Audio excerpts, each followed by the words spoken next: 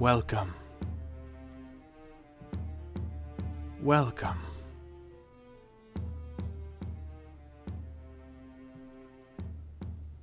I see you have returned. Or possibly you've never left. That would suck. It'd really suck if you had stayed here this whole time. I've been gone for like a week.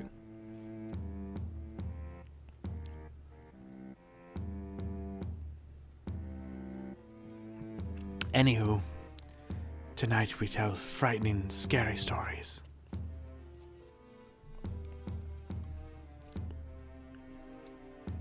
I'm gonna take the price thing off the screen.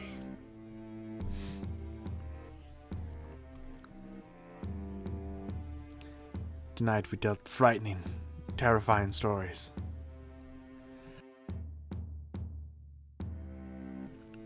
And because it is almost the most holiest of days, Samhain, I said, hey, what if we did Halloween specials for all of our favorite fictional properties and pre-existing franchises?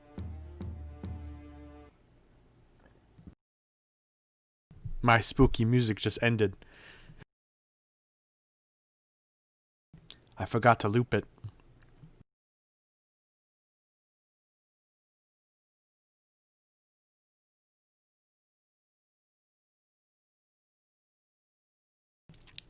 But tonight, let's say, is this one good? This good spooky music? It's okay. What about this one? Oh, this one's got a heartbeat. That's very terrifying. It could be like your heartbeat as you hear these frightful tales. This one's kind of loud, actually.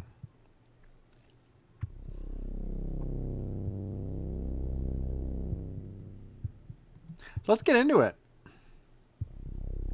I'm going to turn off this music. I don't want to use my own music. We're using royalty-free music today. Let's see what I've fished up. Here's some it's by YouTube user Dark Ambient. I'm gonna see if this is any good.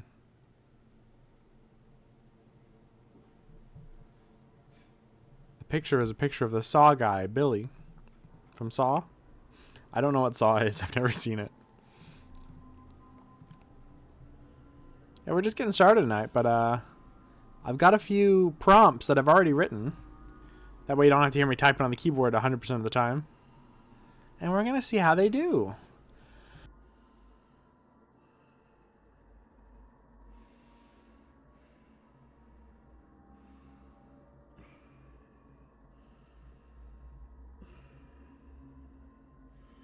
Hi.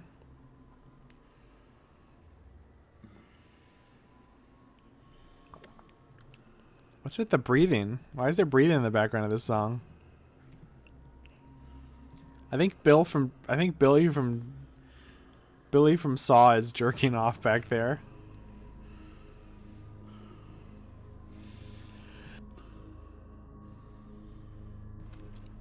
He's making the weird Trent Reznor noises.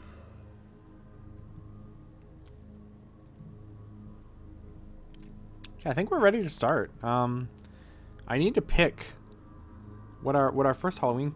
I had a crazy thought. What if the Simpsons did like horror stories? Wouldn't that be crazy? What if they had a horror? The Simpsons never really did a lot of scary things. What the fuck is going on? You're ruining my bit. Oh my god, this is truly chilling.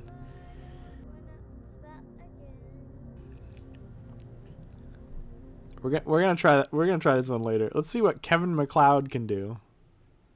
Everybody loves Kevin MacLeod, right? The guy who gives everybody free music. He's got some horror music for us. Let's get started in AI nudging. Okay.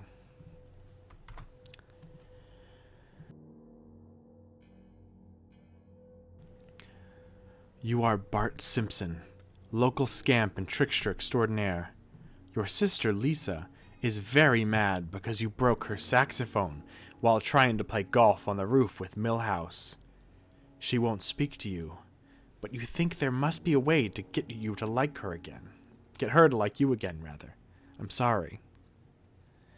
You go to the android's dungeon to see if they have a new run of the Malibu Stacy comic. But as you enter, Professor Frink's new invention is accidentally activated by Milhouse spilling his squishy on it. The machine sucks Bart into a comic book. Bart is transported to the world of the Malibu Stacy comic book. He meets all kind of characters from that world, including a girl named Dolly, who has the same name as your sister. Everybody watching right now, can we get a poll in the chat? I think we can get... Let's do a poll.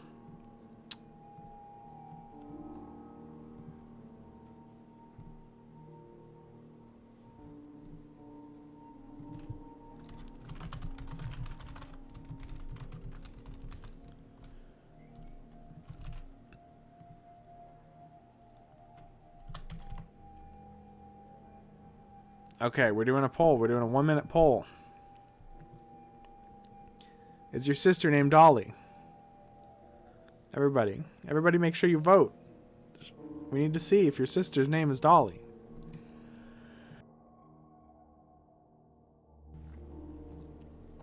So far we have 1 vote for yes. I'm gonna vote yes. 2 votes for yes. Okay, good.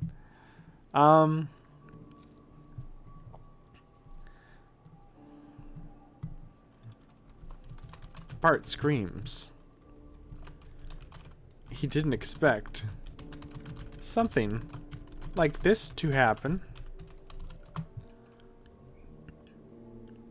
The problem is there's no characters in Malibu Stacy that I can think of. Because it's just Barbie. Bart screams. He didn't expect something like this to happen. He reaches for his saxophone and tries to play, but he can't do anything except scream. Then suddenly, a bright light shines through the window and out the other side of the door. It's Lisa! Bart says, Lisa, I didn't expect to see you here. Lisa sarcastically sighs and says, Bart, you're in a comic book. Bart realizes what happened and says, Lisa, I can explain about my comic book double. Oh my god. Does Bart have a comic book double? Let's find out. Also, 100% of the votes said your sister's name is Dolly. Congratulations, everyone. We did it. Lisa is puzzled. What's a comic book double? She asks.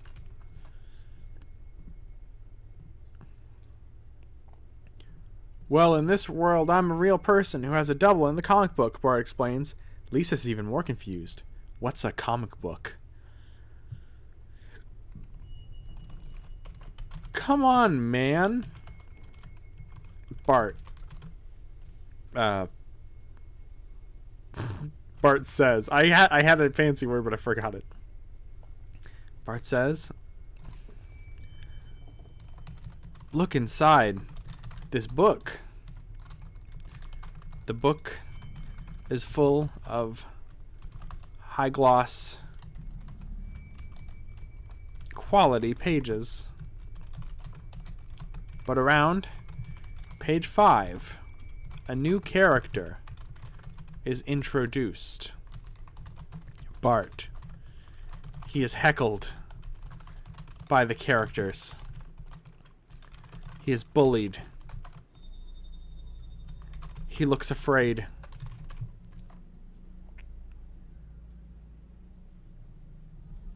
Lisa looks at Bart and frowns. Wait a minute, she says. This book's characters are bullying you. Let's help you out. Lisa takes the books from Bart's hands. Wow.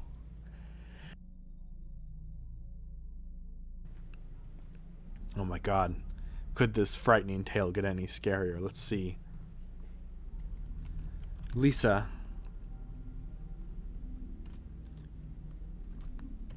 paws at the comics pages. And the characters begin to whine in a comical way. Lisa looks up at them with a scowl, and the characters apologize. Malibu Stacy genuflects upon... Is that not how you spell Stacy? I just didn't capitalize it. Malibu Stacy genuflects upon the new god. Lisa. God Queen Lisa. Lisa holds out her hand in a friendly yet demanding way, and Malibu Stacy does the same. "Hello, Lisa," she says. "My name is Malibu Stacy." "I know who you are, Stacy. It's okay. I'm in charge now," Lisa says. Stacy looks surprised but nods. "So, Lisa, what do you want?" I want to go home," says Lisa. Malibu Stacy nods sympathetically.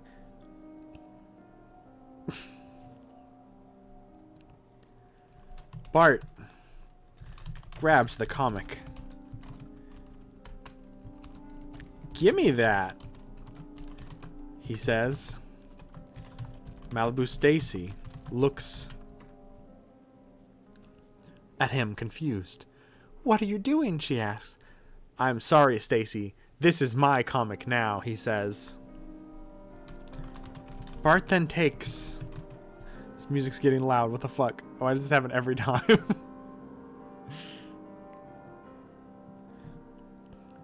Bart then takes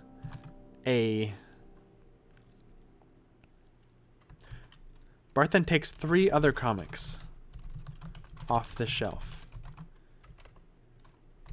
cuts out characters, and pastes them in Malibu Stacy, the comic book. The characters are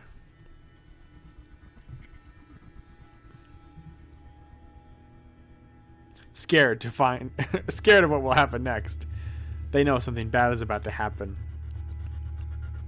Okay, anybody in the chat, if you want a comic book character, please say it in chat.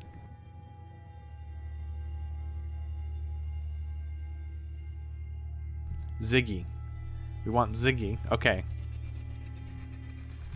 Ziggy. Mystique. Ziggy, Mystique. This all feels like something that could actually happen in one of the later seasons of Simpsons. Dilbert. I don't know. Should we have Dilbert? Dilbert's funny to make fun of, but it is made by a terrible person.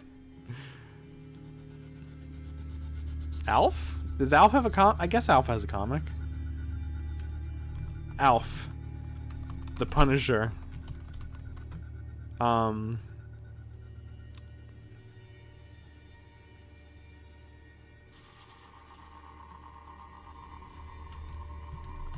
And the Joker all appear in Malibu Stacy.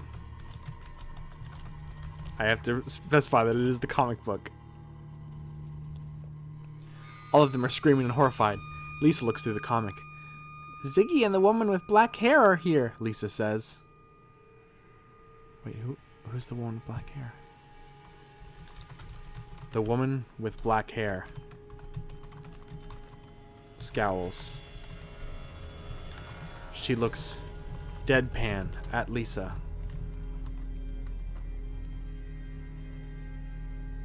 "I am the Joker, Lisa. You know, like the man with the red suit. And the man with no name is Alf." "I don't know either of those names," says Lisa. What's going on?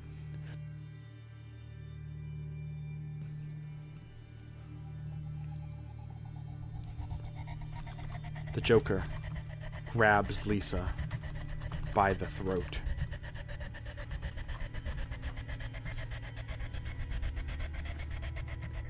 I didn't tell you my name, Lisa.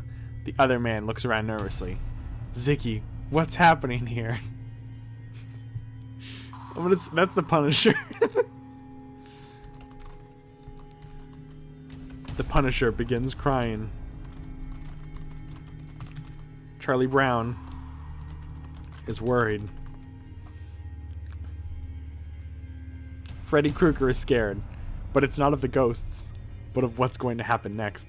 Lisa, yells the Joker.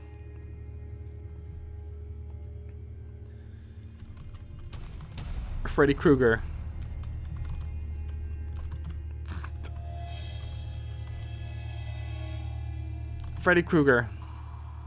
runs in fear. Charlie Brown braces for impact. And just then, Lisa is dragged in. Ziggy and the woman are screaming as they're pulled in. Lisa! Bart opens the comic book. I love to subscribe to Melody Burst.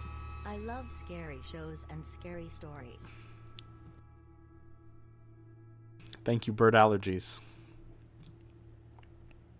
I can't remember my place. Freddy Krueger runs in fear. Charlie Brown braces for impact, and then Lisa is dragged in. Ziggy and the woman are screaming as they're pulled in. Lisa! Bart opens the comic book. All of the characters clamor for attention. Bart turns the page. It's black and white. Everyone's eyes are fixed on the reader, but they do not move. Lisa looks at Bart, emotionless.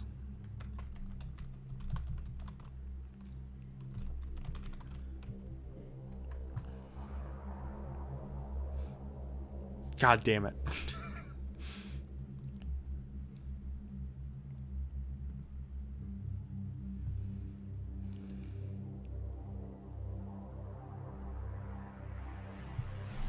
Bart begins crying. The characters are no longer alive. The magic is gone. But his sister remains forever in the pages. The end.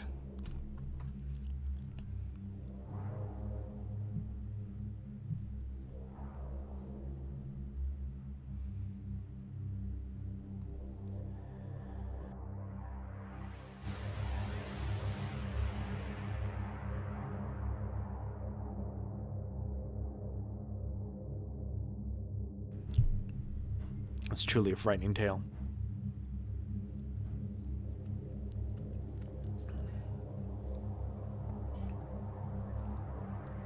My one wish is that if the Simpsons knew how good the scary stories would be, is that maybe once a year they would take this idea and do it. But unfortunately, they do not. My other wish is that I stop getting like 7 Discord notifications every 5 minutes. Okay. The first story is done.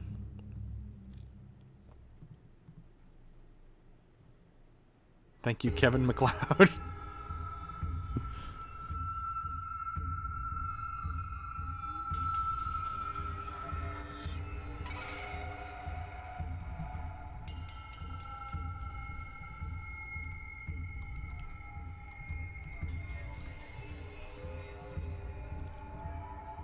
So what should we do next? We've done The Simpsons. What's something else that's beloved?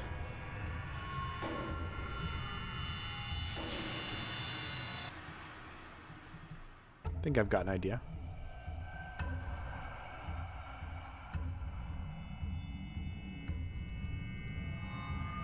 If I can only get all of my freaking stupid windows correct, I could do it. Okay. You are George Costanza. Your friends Jerry and Elaine tell you there's no such thing as ghosts. But you know different. You heard recently that there was a videotape containing a ghost inside of it. You tell Kramer, and of course, he believes you. I just muted because I did the biggest burp I've done in a long time. You both go to the video store, where you buy the tape and watch it. It is indeed a ghost. A very old one at that. Did you see it? That was a ghost! George yells.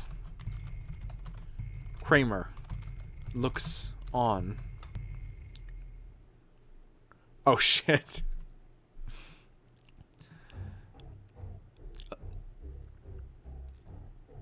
You. Yes, I did. That was a ghost. George. What? You're lying. Kramer. No, no, no. I'm just gonna undo that.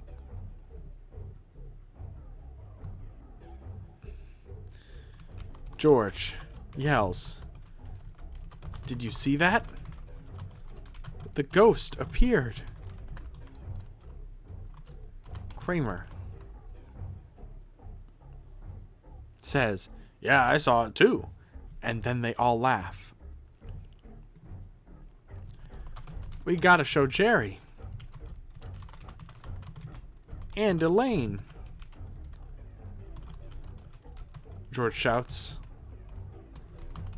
They hop into Kramer's van. Actually, wait. I can't remember which apartment comp. Never mind. They hop in Kramer's van. Doesn't matter. And drive back to Jerry's. We're going to show them. And you're going to see a ghost, yells George. That is... Kramer pauses for a second. If the ghost comes tonight.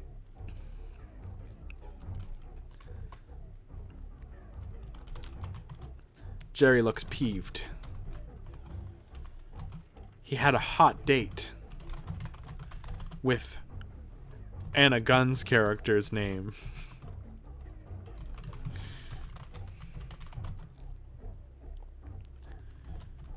But he humors them.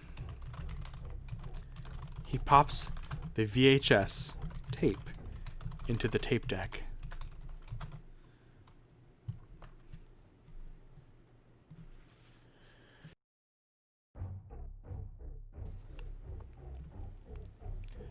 Fine, you and your ghost, he says. Looks like a pretty good deal for him. Too bad he doesn't know how good. They pull up into the garage. So, Jerry? I'm just gonna see what the AI has to say. Says George, getting right to it. You got any ghost busting tips? George. Ghosts aren't real. This is all a scam or a hoax. Elaine sits there.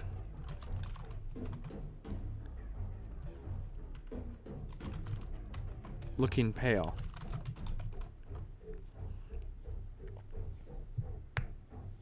Elaine? George and Kramer both say.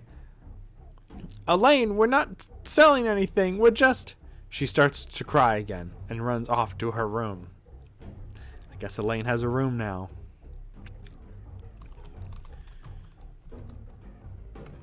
George follows after, with the others behind. He knocks on Elaine's door.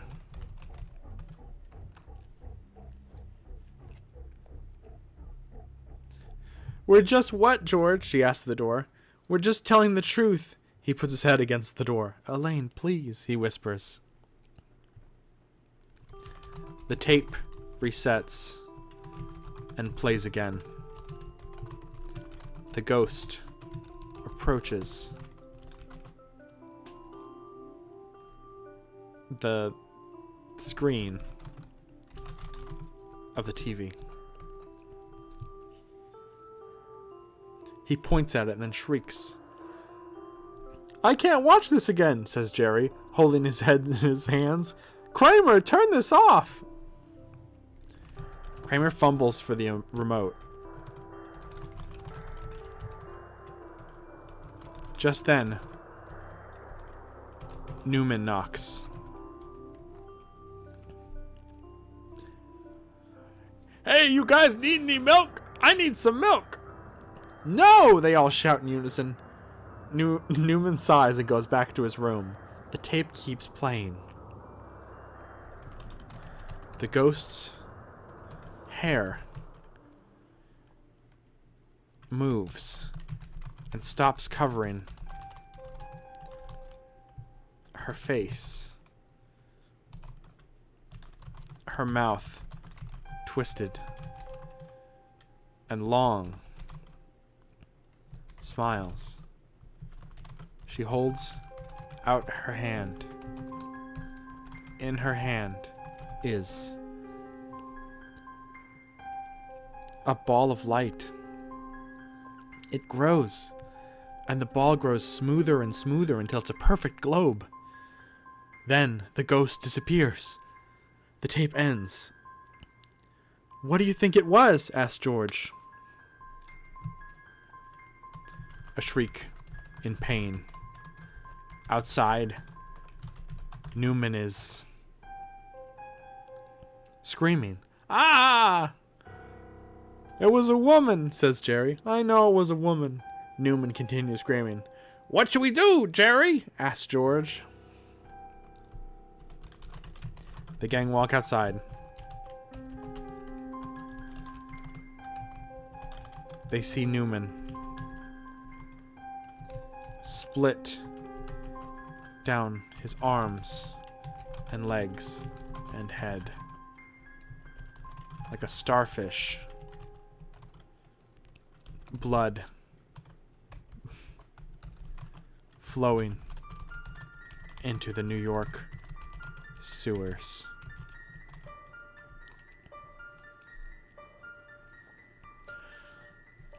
"Should we stop him?" asked George. "No way," says Jerry. "That's not how we're going to solve this." Newman stops screaming. He looks at them. "You could have stopped this," Newman says. "Why do you have to start that tape?"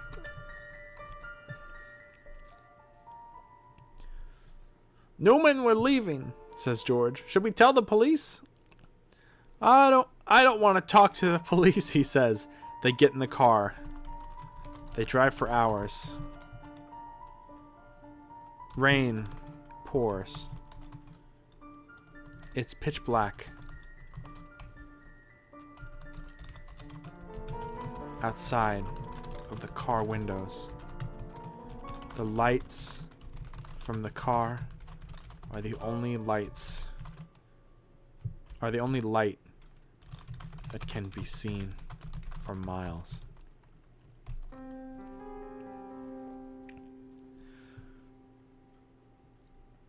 Okay, what should we do? What would you do in this situation? The gang stop. It's a wooded area in a more rural part of New York.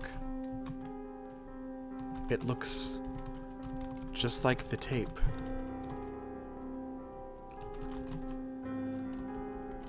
They walk over and see landmarks they recognize. Light. Trees, the street lamp, the garden gnome, the moon. Everything's where it should be, just like the tape. "This is ridiculous," says George. "There's no such place." The ball of light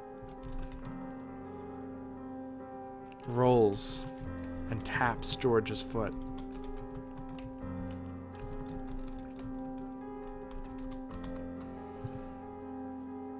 George steps back.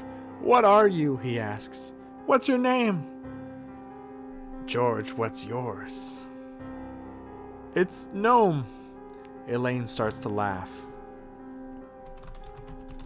The ghost girl appears. She smiles at all of them. She holds the light in her little hand and closes her hand on the ball.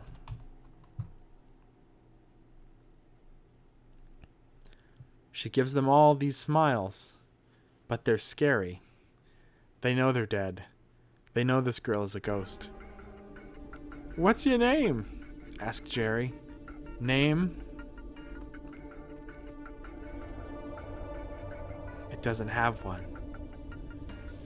Well, what do you want to be called? Asked George. The little girl gestures with the ball of light. You. The ball disappears, as does the ghost, as do Jerry, Elaine, George, and Kramer.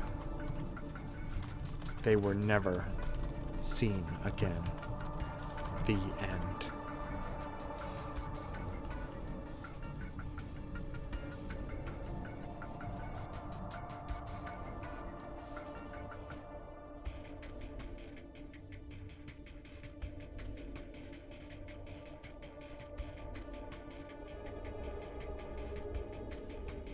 Oh my god, that is such a good idea, Zora. What if I just made a story that is Twin Peaks, but but all the Seinfeld characters were there.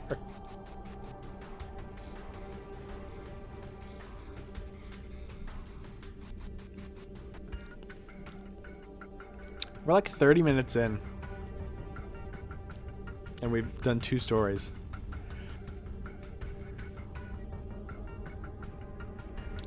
I think that went pretty well. I think that was one of the most horrifying, one of the most chilling tales that's ever been told. In fact, I'm gonna tweet that we're live again.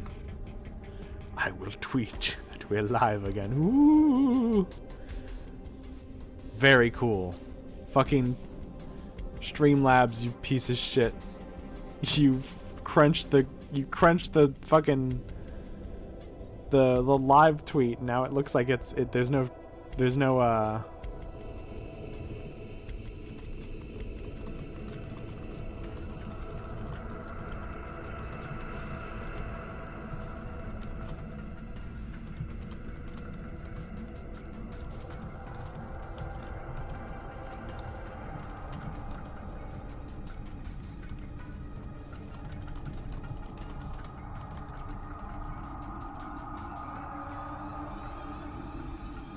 Okay, I tweeted.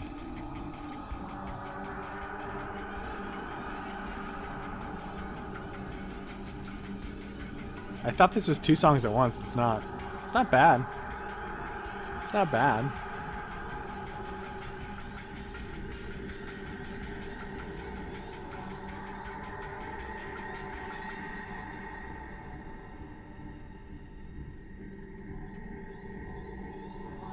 I keep seeing Billy from Saw and it's pissing me off.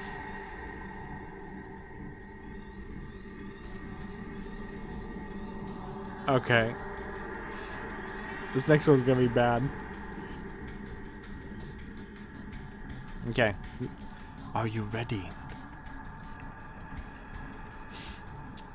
You are Jesse Pinkman. You are excited for the Halloween party you are throwing. You're inviting all of your meth-cooking friends. And your drug dealer friends. Walter White, Gustavo Fring, Badger, Skinny Pete, Mike Ehrmantraut. Everyone is coming.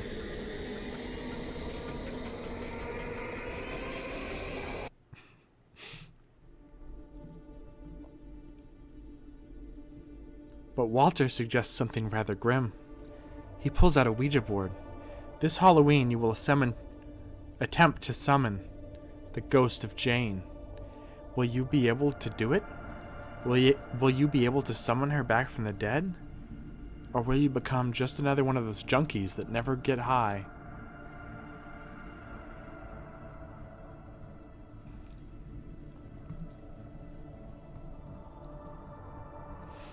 Okay, ghosts. What do you want?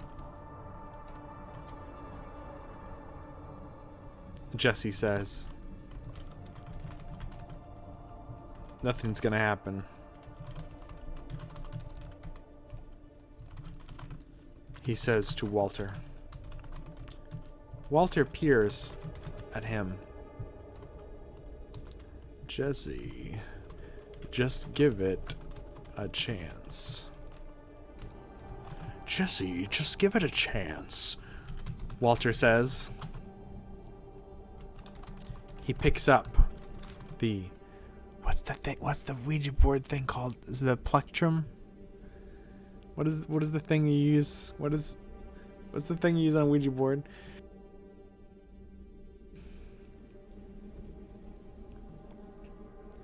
Ouija board planchette. Planchette. He picks up the planchette.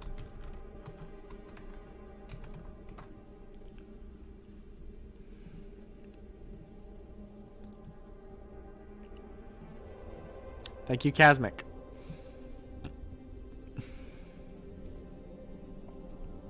I'm sorry I can't help you with this, Jesse says. It's not my fault, he continues to say. The screen goes black. Skinny Pete is gone. Badger shrieks.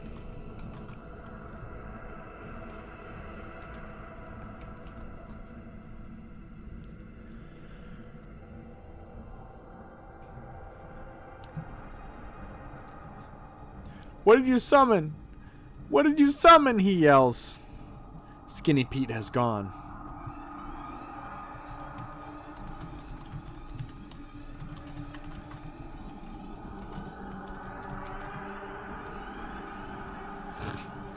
Man, this sucks, Badger yells. Badger, Skinny, and the rest are gone. What will happen to your friends? What?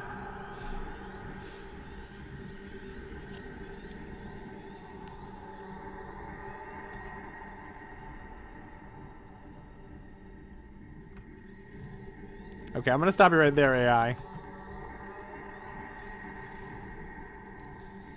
Badger and Skinny are gone. You are left. Let's just get this over, Jesse says. I hope nothing bad happens to them. You hope so too. I don't know who you are. Alright, here it is. Jesse moves the planchette. Yo, ghost. What's your name? Jesse says. The planchette moves to Jay. It's just a planchette, Jesse says. Go ahead and ask it whatever. The ghost you never met, but who took the form of Jay.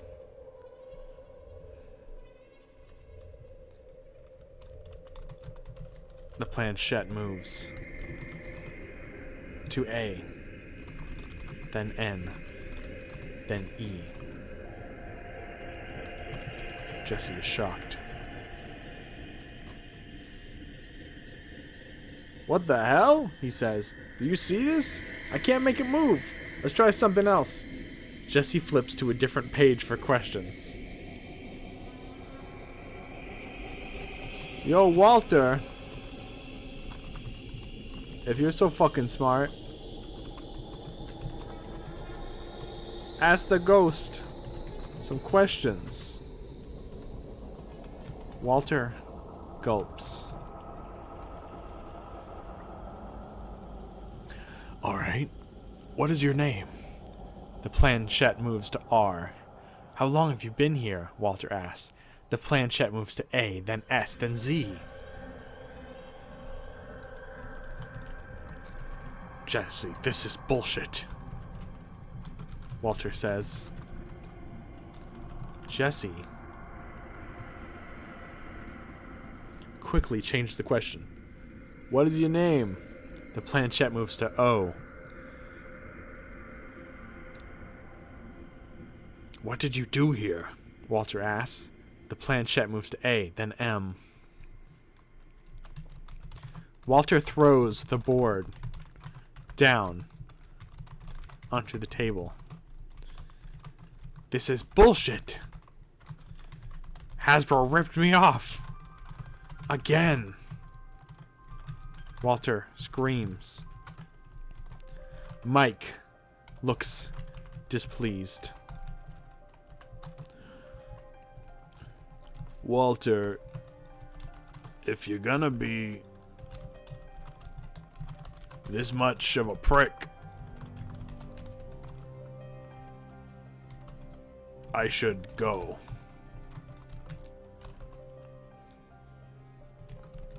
Mike gets up. Fine, go, Walter says. By the way, of course I'll take you to your new house, Mike says. Walter is confused. New house? Walter says. Yeah, the new house you and Jesse are gonna live in, Mike says. New house? No, I'm not moving out. Yes, you are, Mike says. Gus Fring stands up. He puts his hand on Walter's shoulder.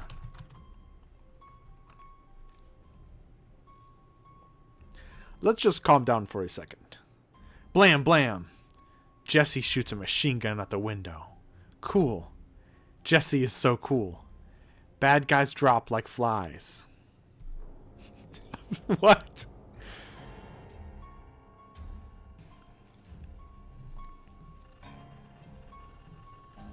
Walter is confused.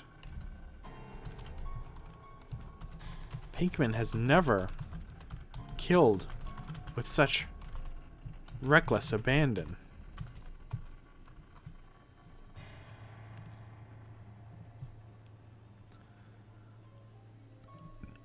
Why'd you shoot? Jesse shrugs.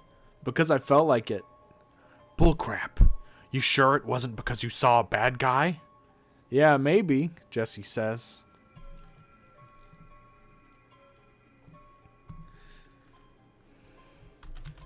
Walter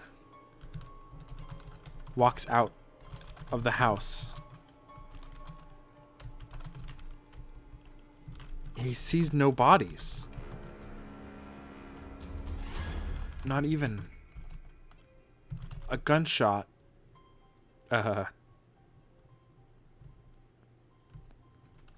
Hole in the window. What the? Where'd the bad guys go? I've got to get home, Mike says and runs off. Gus looks at Walter. Let's go. Walter walks back to the house's door. Inside of the door frame is a pink and blue portal.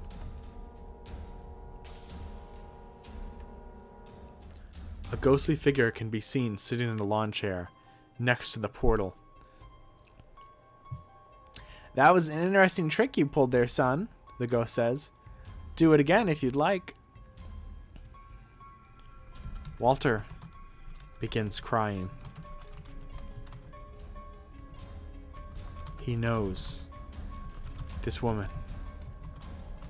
It's Jane. Jane is a ghost. And the portal. Walter steps through it. He wakes up in the same room as Jane. She is sitting on the floor in the corner. Her arms are crossed, her head down, and her ankles tied with rope. Gus Fring enters the room. Walter now realizes his feet are also bound.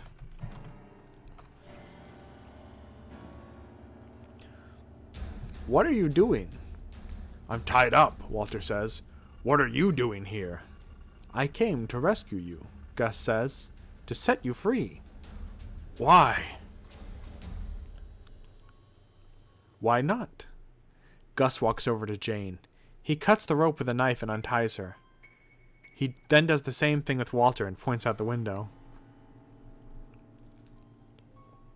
There are bad men out there. We have to escape. Outside the house, 2 men ride by on horses. Are those your friends? Walter nods. He looks over his shoulder. 2 more men ride on horses toward them. They are skeletons. Let's go. They ride out of the house.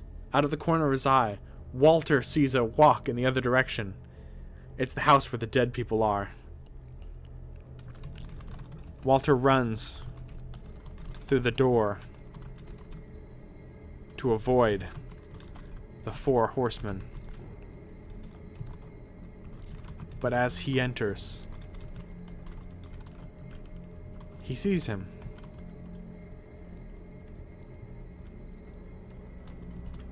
It's Hank. His eyes are burned into Hank's face. He wears a cowboy hat and a black bandana around his neck. His mouth is sewn shut. Walter screams. Hank raises his fist. Hank extends his arm as it's swinging. The fist makes contact with Walter's face. Walter falls to the floor. He covers his face with his hands. Blood trickles down from his nose. Mike walks out. Do you see what happens, Walter?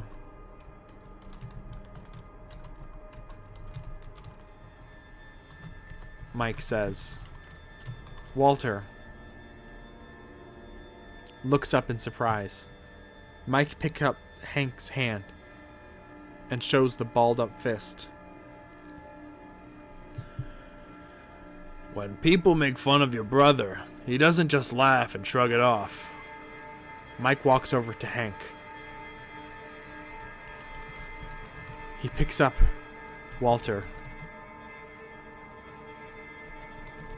by the scruff of his neck. His mouth, unable to open, muffles a scream. Mike holds the fist of cooked flesh right in front of Walter's face. This is what he looks like when people make fun of your brother. Mike throws Hank to the floor. Walter! Run!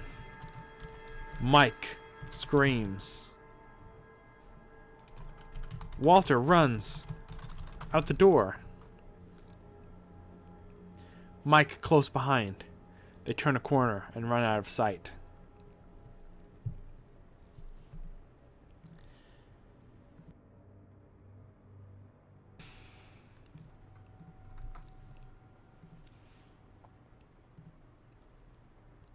Jane comes running out of the house. She approaches Hank. As she kicks him in the face, he tries to stop her with little success. RJ runs out of the house smoking a cigarette.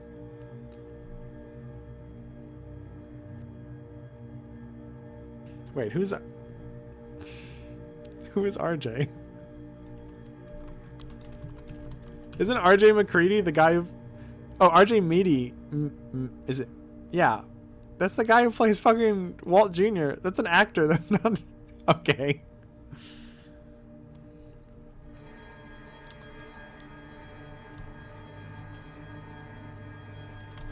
Walter runs out onto a bridge. The ground collapsing around his feet. The bridge is long, and as Walter runs on it, it takes on the form of blue crystals.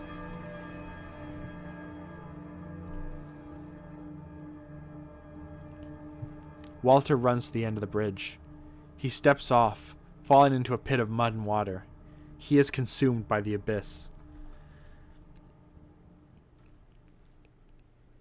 RJ runs out into the bridge. Hey, get that kid! He walks over to the edge of the bridge and looks down. He jumps off.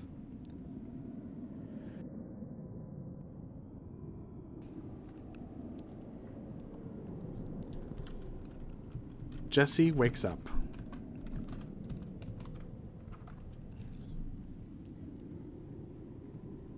He gets out of bed.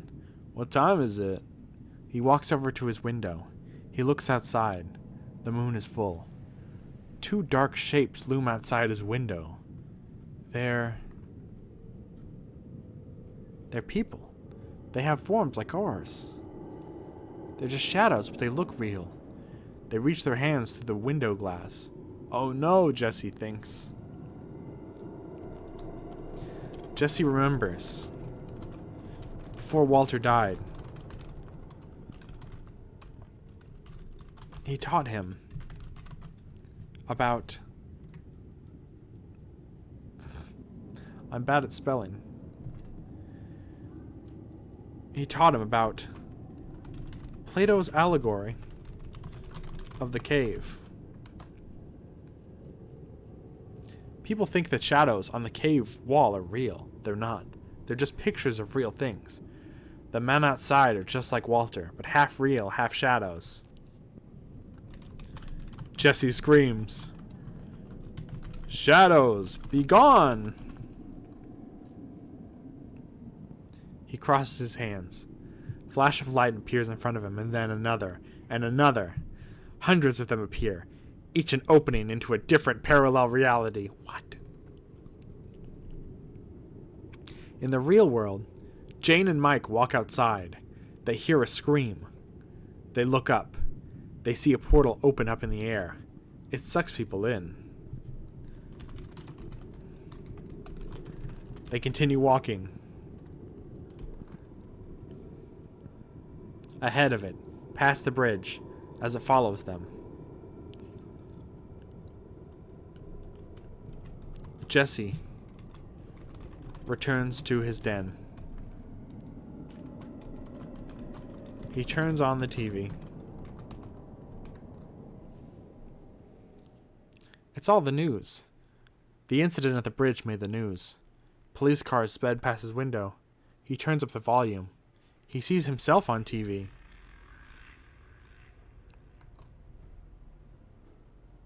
He tries to make a call, but the phone just beeps. Out of minutes. Jesse dials 911. He hears a woman answer. 911? What's your emergency? Jesse responds, I'm being stalked. I just saw a portal to another dimension open up outside my window. They're going to kill me. The operator laughs. Nice Halloween prank. She hangs up. Jesse sits there in shock. Jane and Mike White watch TV in the kitchen. The news reports start coming in. Dozens of people were sucked into the portal. Fire crews had to be dispatched to the scene.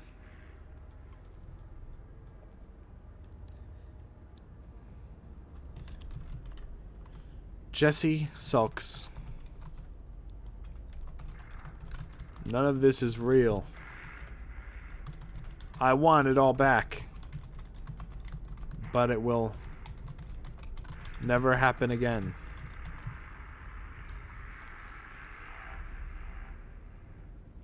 In the other world, the creatures moan. They move their fingers on the strings, trying to play the song that Jesse asked for. They frown. None of them can play. Jesse looks down. depressed. The creatures feel powerless.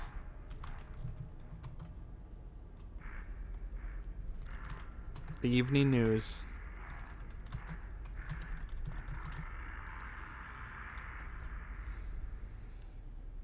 Starts. Jesse hears about the two boys who died in the accident last week. The announcer mentions their last names. Park and... They can't be saved. They're trapped in this dimension now. The end.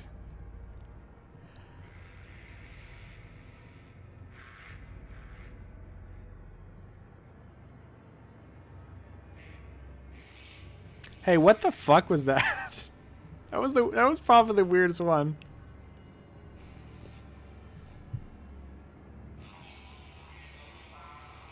Okay, we're about 1 hour into our show.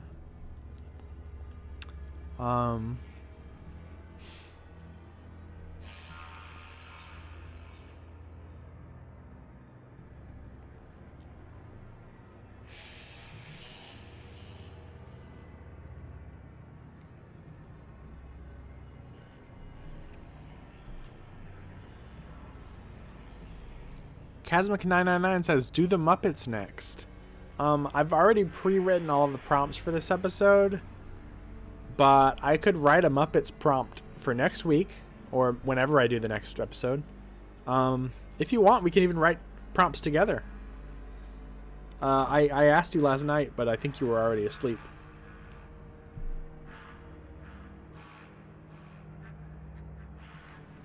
You want me to just cook up a prompt right now? I mean, I did them last 2 times, but...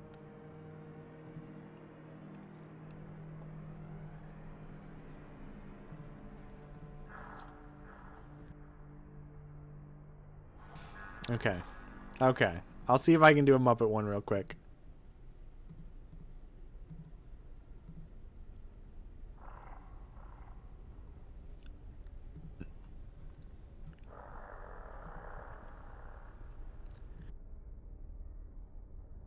Actually, no. We're gonna do custom prompts next week. We're gonna Casmic, meet me after the show and we can discuss custom prompts.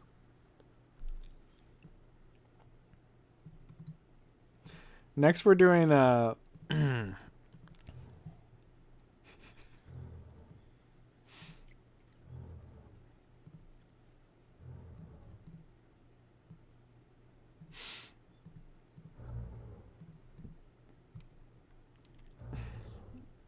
okay, we've got a few ones to get through.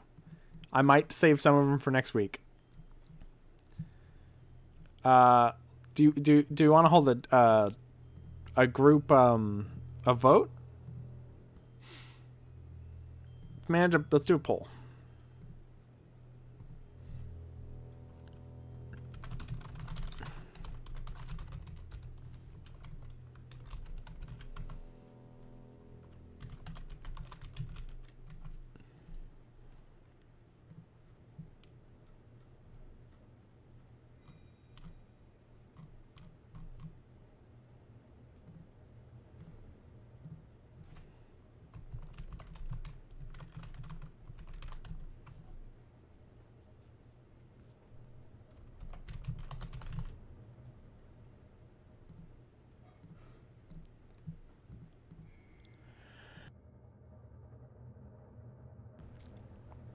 Okay, we've got 2 minutes for that poll.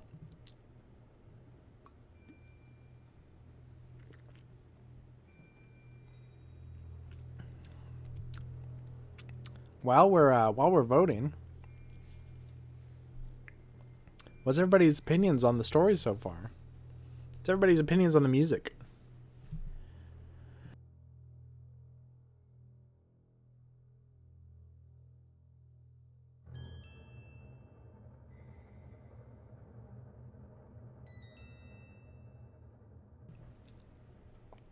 Only have 1 vote.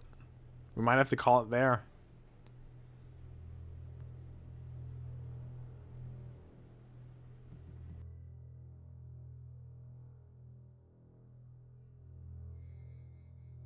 Yeah, the Jesse Pinkman one was pretty weird. I think the Seinfeld one might be my favorite, though. I'm not sure.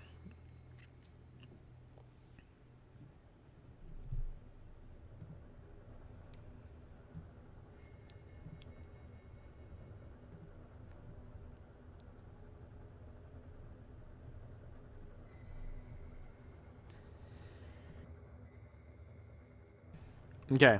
We have one vote. That's it.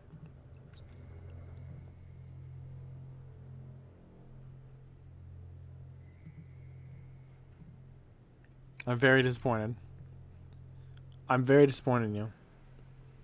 One vote. One vote. One single vote. Do you not want your voice to be heard? Do you not want to change the course of history? Actually, I just realized I should probably run ads. I'm going to run a 30-second ad just so Travis Scott doesn't interrupt. Oh. A tie, really?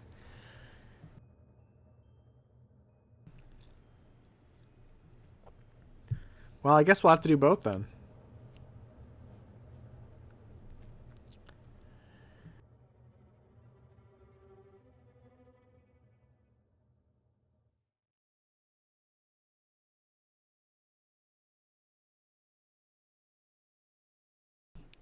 The crossover will happen some other time. We can't like the stories are like pre-started.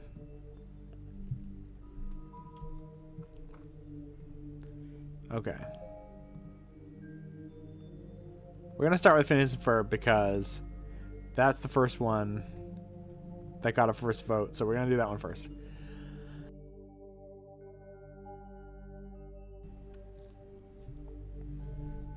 Okay.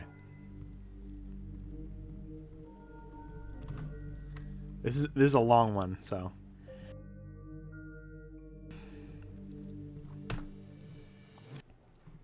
You are Candace Flynn. Your brothers, Phineas and Ferb, have been creating fun and cool inventions for years. You should always try and bust them, but they always slip through the cracks. Today you tell yourself it'll be different. You will bust them. Well, I think I might have typoed that. You will bust them even if it kills you. They made a big fun rocket ship to bring their pal Meat back to his home planet. But just as you get to your mother Linda home, it turns into chocolate fondue. Flash forward. You are 31 years old. You haven't seen your family in years, and you've been tracking the Jigsaw Killer for years. You know you can bust him. You know it. If you just had more time. But everyone thinks you are crazy. Your room is filled with newspaper clippings, photographs, mini-cassettes, and pizza boxes covered in mold. The doorbell rings. You look through the peephole. But there's no one there. Candace opens the door. She is knocked unconscious. Candace awakens in a tiled room, with a peculiar trap on her head. Her arms are bound, and with her in a torture chamber is a man who looks like he's been drinking. He smiles at Candace and screams out. Who are you? He asks. I'm the Jigsaw Killer. Candace is shocked. No, you can't be. I've been tracking you for years, Candace says.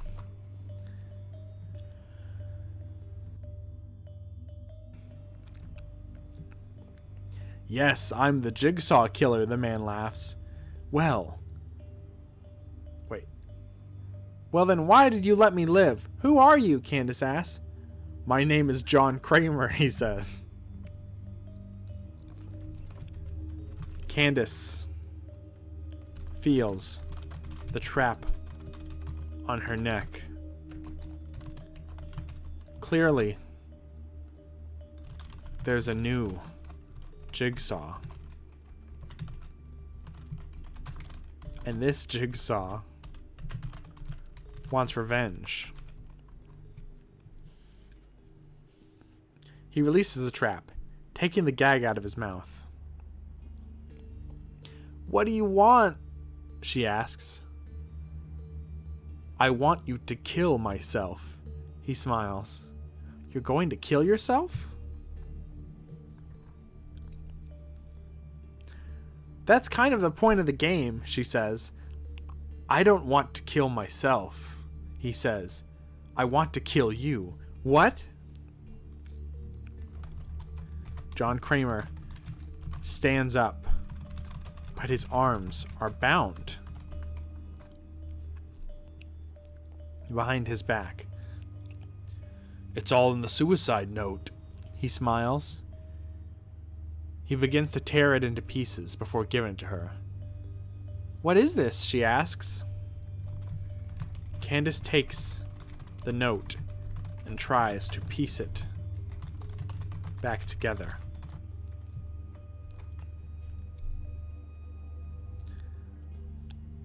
I am the mass murderer, she reads. I've murdered dozens and dozens of people. I've been on the runs for years, but now I end it all. May God have mercy on your soul. A voice sounds on the intercom. The bus will be here in 5 minutes. Are you ready? Yes, says Candace. The jigsaw killer nods before bowing his head. Pray for your soul, Agent Flynn.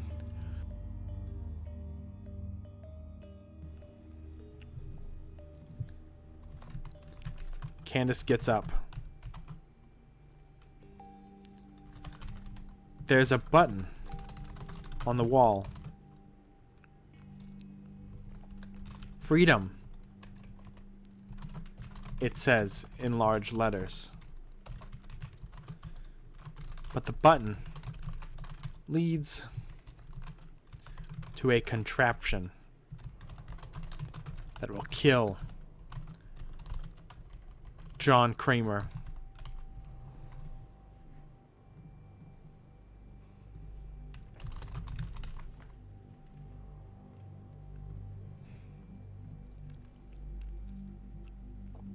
She could walk away from this trap, or she could press the button and make things quick. She looks at him. He's a monster. He's killed dozens of people, but he's also her brother.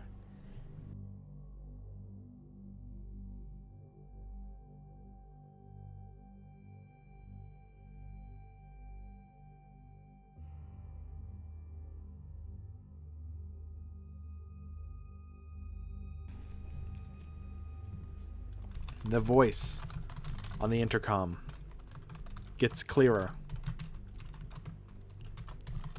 You have your choice, Candace.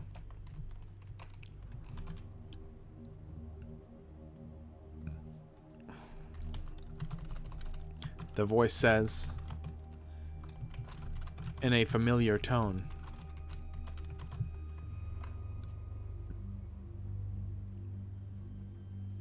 I could let the police come to arrest you, or I could let them stay away. It's up to you.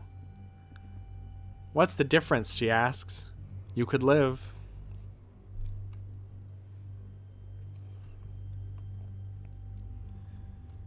Candace looks down at John Kramer. He smiles. He's a monster, but he's her monster. What are you waiting for, sister? The intercom repeats. You could stay here and let the police come to arrest John Kramer.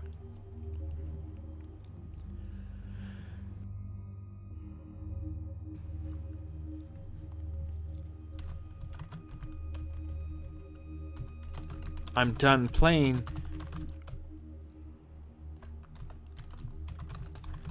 I'm done playing your games. You guys are so busted, Candace yells. She pushes the button and frees herself from the trap. She runs over to where the killer has left the note before walking over to the police officer who is waiting for her. She looks around nervously.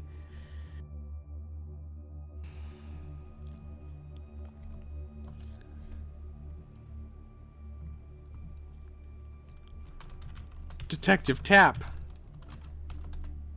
It's you, Candace says. What are you doing here? I'm sorry we could... Oh, what are you doing here? I'm sorry we couldn't get here quicker, he says. A smoke fills the room as the detective lights his cigarette. Another officer walks into the room, pushing a gurney with a body on it. The body is covered, but you can see dark pools of blood under the sheet. Jesus. Baljeet's corpse is wheeled in. Who was that? He asks. That was Baljeet, says the detective. He killed himself. The new officer wheels out a large binder. The smoke begins taking effect. Everyone passes out and is taken to a new chamber. Detective Tapp and Candace are looking at each other as they wake up.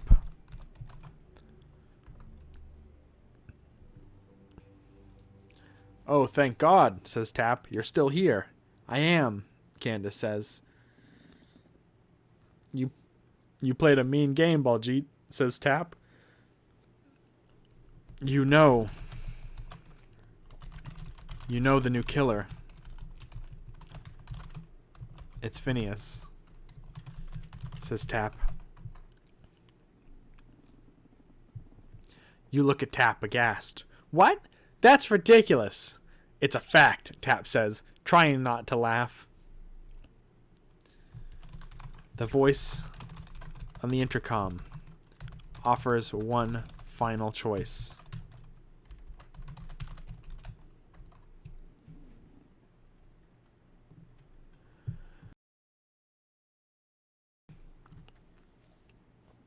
What happened to the other guys? Candace asked. Where is Peter the locksmith?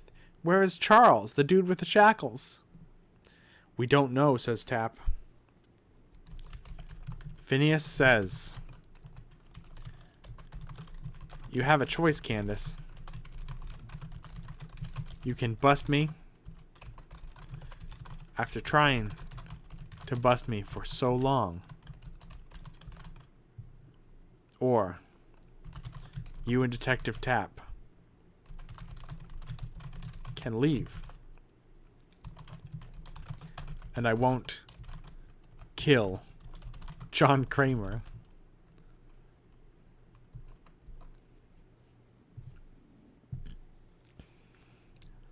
Baljeet, says Tapp, you're sick. You need help. What are you talking about, man?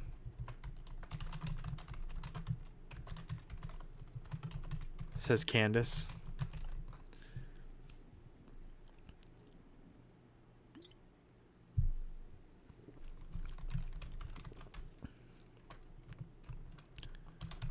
Baljeet is dead. Candace screams. He's killed. Baljeet's corpse has been moved from the room. A note has been left on the table. Your brother, Baljeet. You fool. You've killed yourself.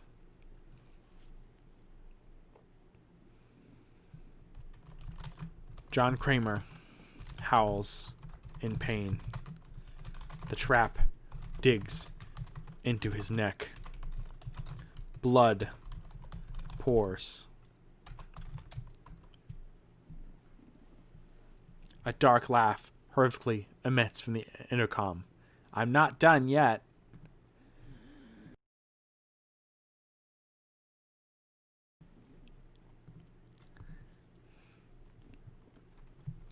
A man in a pig mask.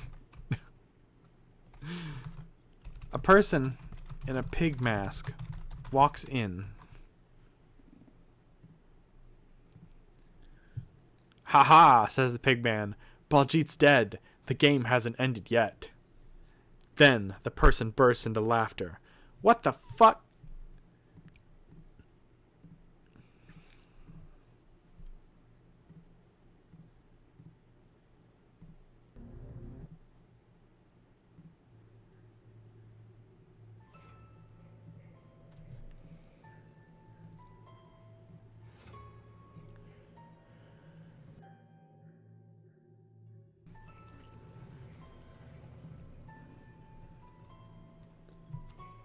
A burner ignites,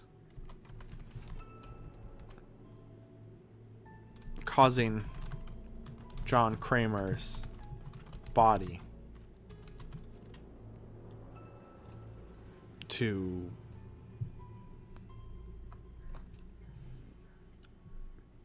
burn up. You watch, impotent, as his flesh cooks inside his skin. Baljeet's dead. How are you feeling, John? Upset, says John.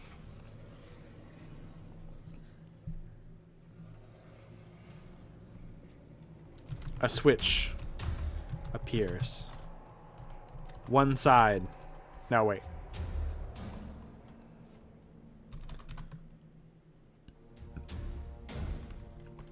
Candace stands up. The pigman opens the door. There are two doors. One is marked your life. The other is marked the bust.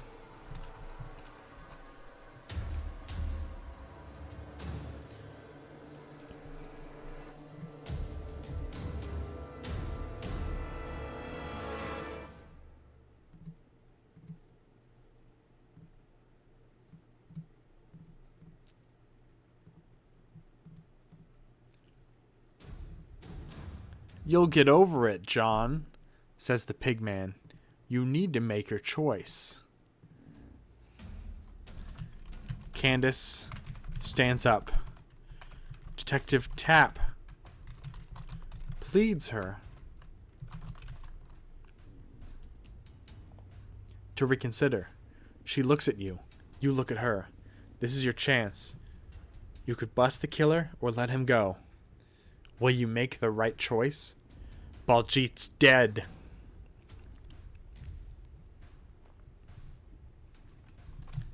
Candace goes through the door marked the bust. The killer laughs. Ha ha ha! Baljeet's dead, and the bust's in the bag. Okay,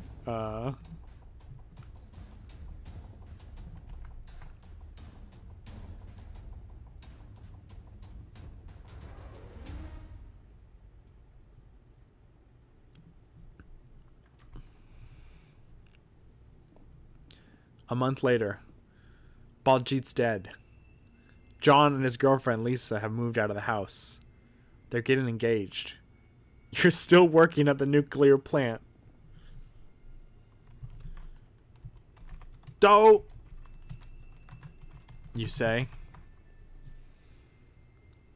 as Lisa smacks you.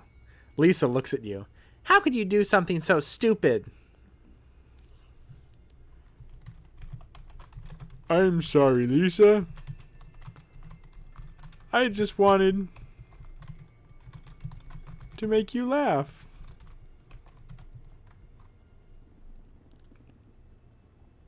I wish you hadn't done that. So, what are we going to do, you ask? I think we need to get away from here, says Lisa. It's been 1 month since Candace disappeared.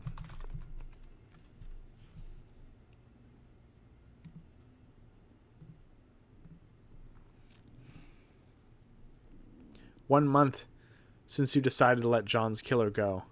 And the killer is still large. You don't know who the killer is. All you know is that he's a stinky man, or he's a skinny man wearing a pig mask. The end. Baljeet's dead. Baljeet's dead.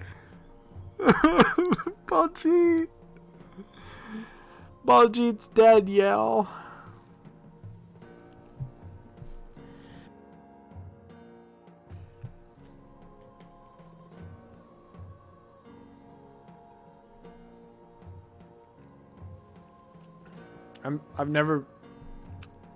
I'm so sorry, Baljeet. Okay. Oh shit, we have to decide.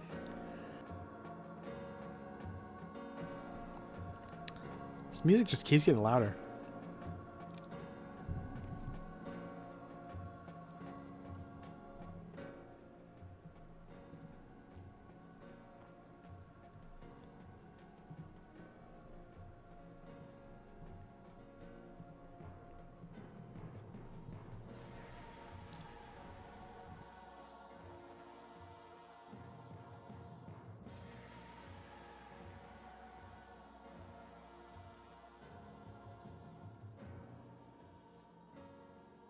Okay, we probably have time for one or two more.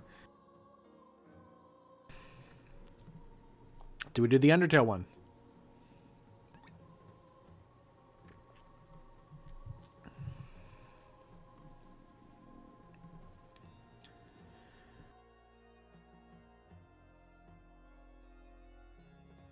We also have other ones that I could do.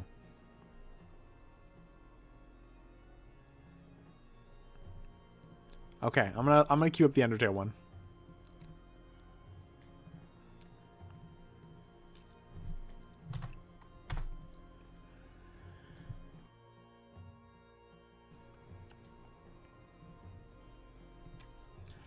You are Frisk. You are invited to a Halloween party at Toriel's house. All of your friends will be there, but on the way home from school, you see your classmates stopping into a Halloween store. I'm changing the song.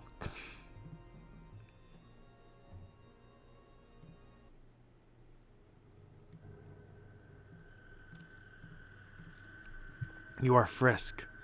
You're invited to a Halloween party at Toriel's house. All of your friends will be there, but on the way home from school, you see your classmates stopping into a Halloween store. You decide to buy a mask, but the clerk at the store says that all the best masks are at the back of the store. You decide to go to the back, and behind the changing rooms, there's a small locked door. You dust off the handle and the lock breaks. You decide to go inside, and there is nothing but darkness. Soon you feel your soul has been stolen. You run out of the room and back to Toriel's house.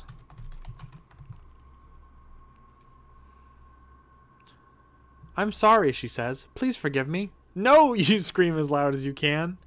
What is going on? No, that wasn't me. I wanted to go to the party. I don't want to talk about this, she says. Please just go home. Frisk walks out, forlorn. What happened? Why does Toriel treat him like this?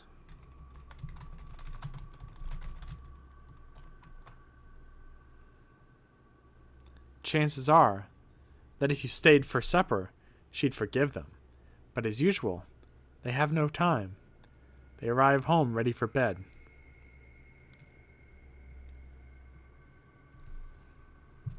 What is going on?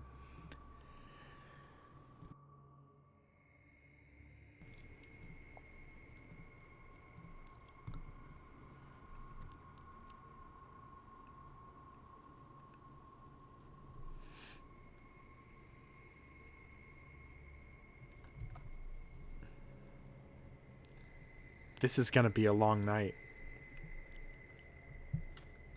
Frisk awakens in a sweat. Their soul feels like it's gone. They walk downstairs and out the front door. There's some skeletons outside,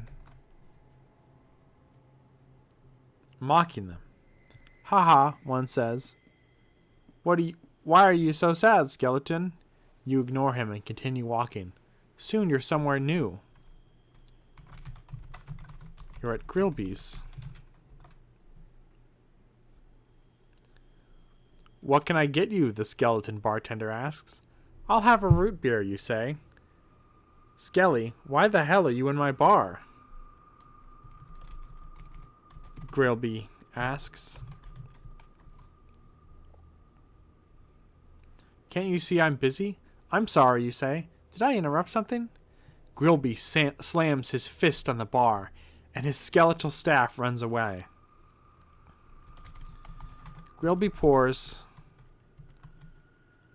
a glass of juice for Frisk.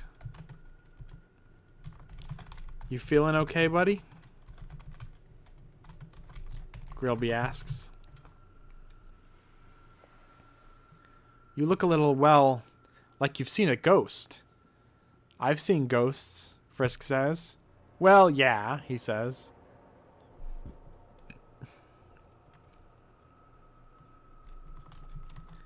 Just then, Sans walks in. Hey, Grill, he says. Who's this? This is the new kid, Grillby says. And I'll have you know, I've seen much worse in this bar. Frisk looks puzzled. He's met Sans 100 times before. Why does he not recognize you?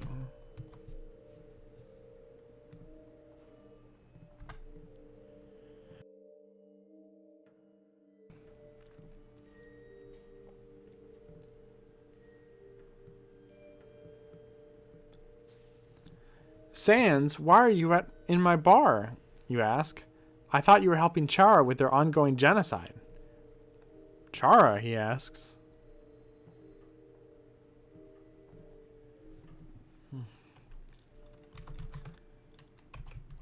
Frisk reaches down at their chest.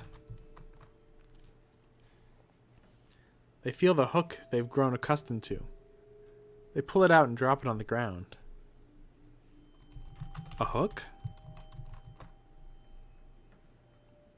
Sans asks. What the hell are you? I'm a human, you say. He looks at you, seemingly realizes something. You're a human, he says. Frisk is thrown from the bar and onto the street.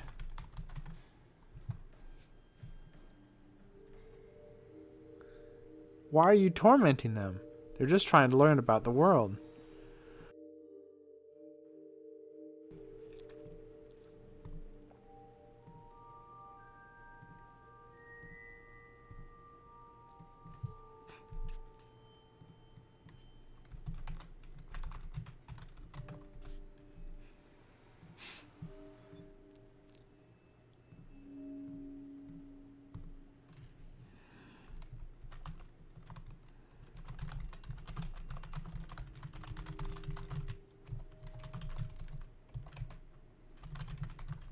Yeah, I don't even know who that is, Sans says, pouring a drink. But hey, let me buy you a drink after you save me from these flesh sacks.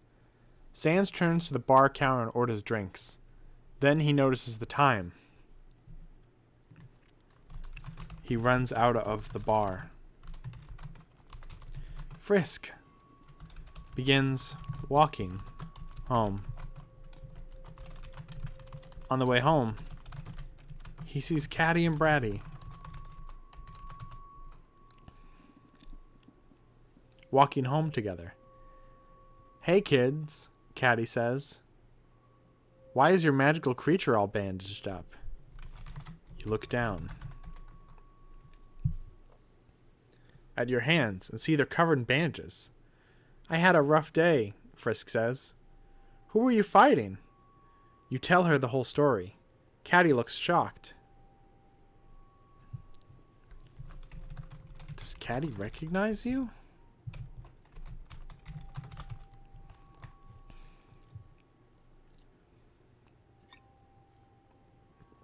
Chara, she says, is that the real name? Chara's been fighting with monsters. Caddy, you hiss. Don't say their name in front of other people.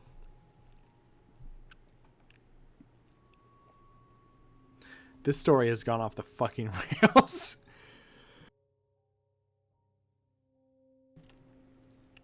I wasn't expecting AI to know this much about Undertale.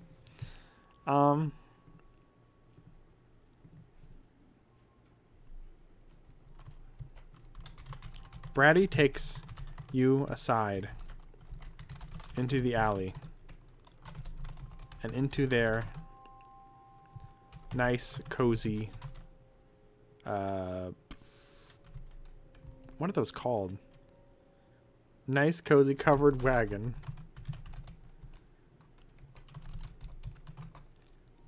It takes you into a nice, cozy, covered wagon shop.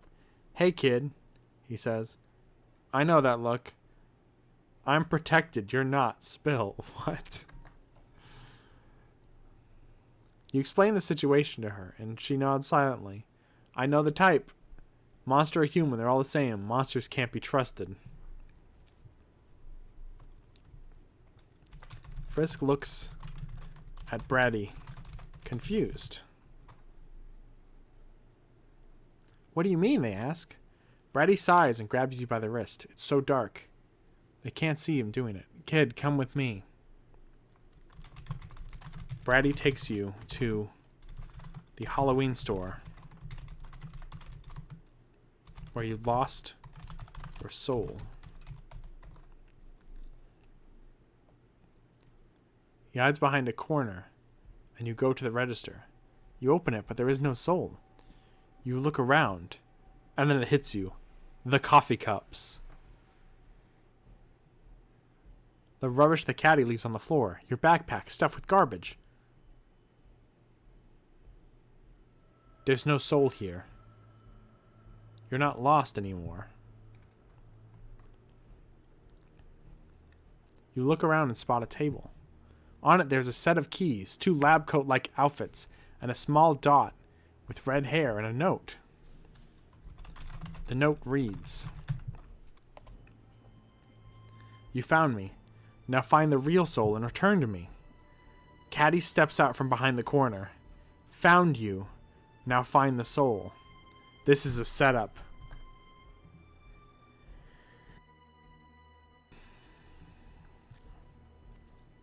You've been tricked. You rush at her.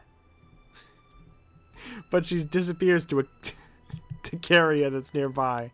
You run in after her, but you're too late.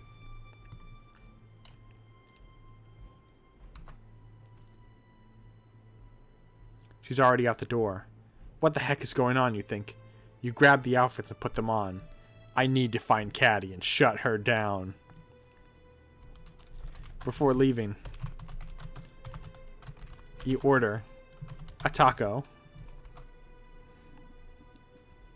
I'll eat it later, you think, and leaves the store. It's dark, so you turn on your phone's flashlight. You step out of the shop and scan the streets. Caddy, where are you? My soul is at stake, you shout. You're a soul stealer. I don't have time to explain.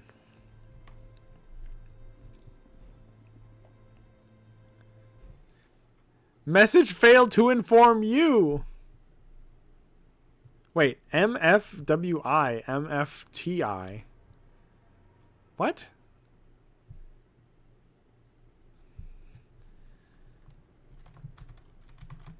Caddy cackles as she runs down the street. Great, now what, you think? You run after her, but realize it'll be a lost cause. You return to Toriel's house. You bang on the door and she answers. What's wrong? She asks. I need your help, you say. She doesn't respond. Instead, her eyes widen. She whispers a prayer to G, her fake god. Nah, too late, too late.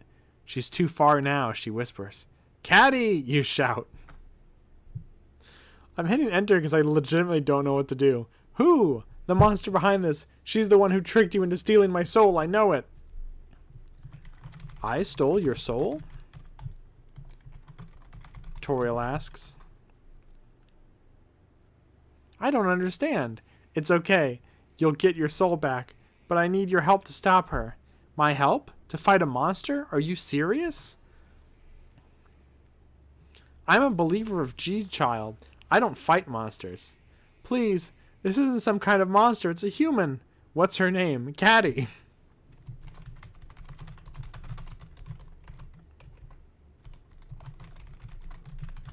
Caddy isn't a human, Toriel says. She's a demonic imp. We have to stop her before she steals everyone's souls.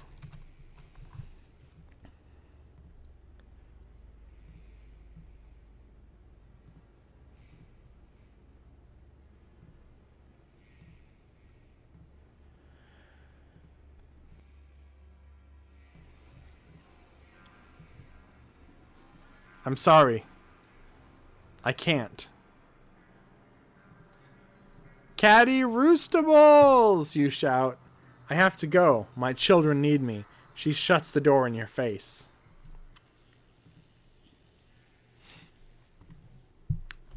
Caddy appears before you. I'll make you a deal, she says. Come with me and I'll give you your soul back forever. What? How? Give me your word you won't fight me on this and your soul will be returned. You accept her deal and follow. She takes you to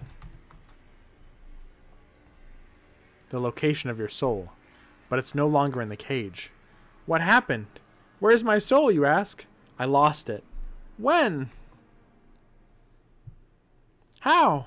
I don't know. You had control over it. I did, but it must have ran off. That's impossible. You had it in a cage. Frisk runs into the darkness for their soul. But they can't find it. I don't understand. Who else could have taken it? From the shadows, the soul thief emerges. It's a girl, looking around the age you would. She wears a red hoodie and blue jeans. She takes off her hoodie to reveal she's completely naked underneath. You start to say. Her skin glows red, and she reveals her true form to you. A hideous creature, half human, half alligator. It snarls and you back away in fear. My name is Caddy Roo. I'd tell you to drop the act, but I know your friend there is a traitor and traitor. What are you, you demand? The red light becomes blinding. You cover your eyes with your hands, and when you look again, she's back to her normal form. An idiot, she replies. I'm a half human, half spirit. You're lucky I was in a generous mood. If you ever want your soul back, you'll do as I say. Never, you shout. Ha! You'd better hope not. Now follow me. You follow Caddy Roo out of the darkness and into the street lighting. You walk alongside her. So what's the deal, you ask? I'm giving you a chance to give your soul back. How? By talking? He's done this before and it doesn't work. Fine, don't listen then. Here's another deal. If you want your soul back, you'll go to the ruins. What?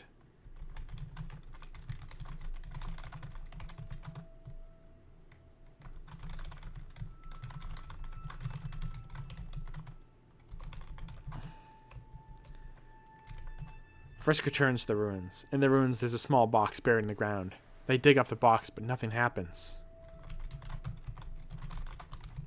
Frisk opens the box and finds a small black cube.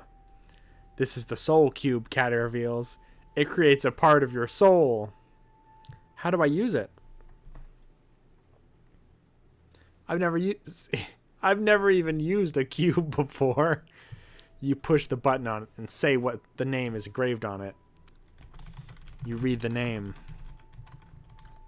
It says Frida. Why do you give me a cube with the name Frida on it? Oh, that's just the name I decided to call your soul. I can't remember your real name.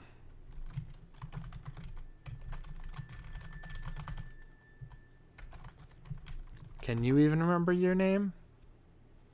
You don't think you do.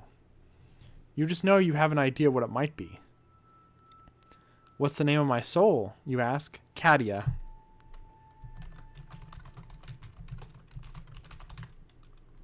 Is it Katia or Frida? It's Katia, idiot.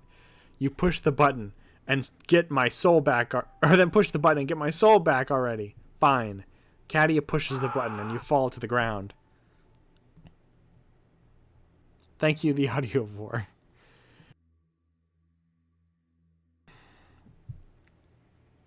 Yeah, it seems like every week somebody has to be naked. I don't know what's going on.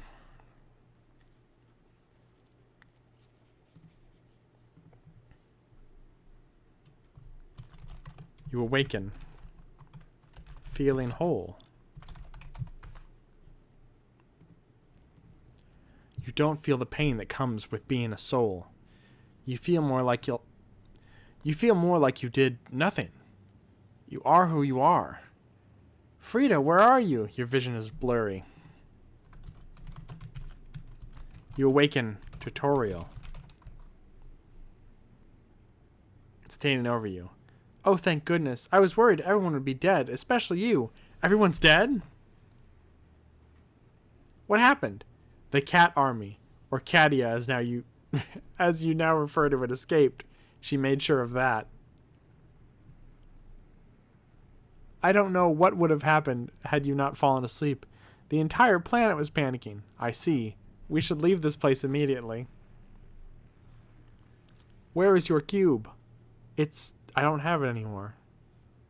What do you mean you don't have it anymore? Where is it? Did you lose it?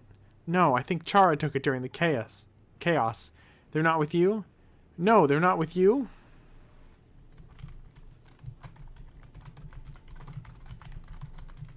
You look down at your hands. You can't remember who is with you and who isn't. You stare into the eyes of Toriel. Slowly, a wicked smile spreads across her face. She leans in. Oh, you mean you can't remember who is with you? A knife enters the back of your neck as you fall to the floor. The end.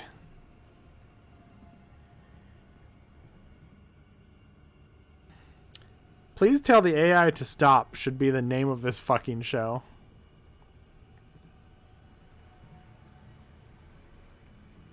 Okay, we've been going for like 2 hours now, right? I might save the rest for next week. I'm not sure.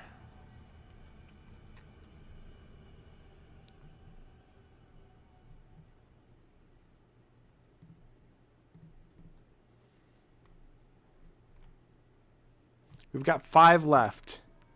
I think I'm going to save them for next week. Thank you so much to everybody who watched. Thank you to the Audiovore and Bird Allergies for resubbing. I'm going to see if there's anyone I can raid, actually.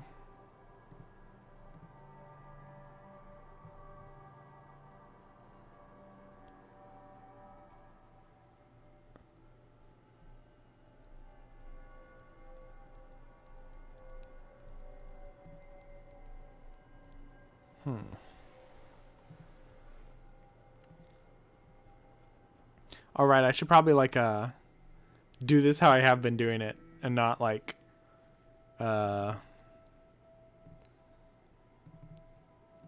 And remember, Baljeet is dead. Ooh, Baljeet's dead, everybody. Remember Baljeet? He fucking died.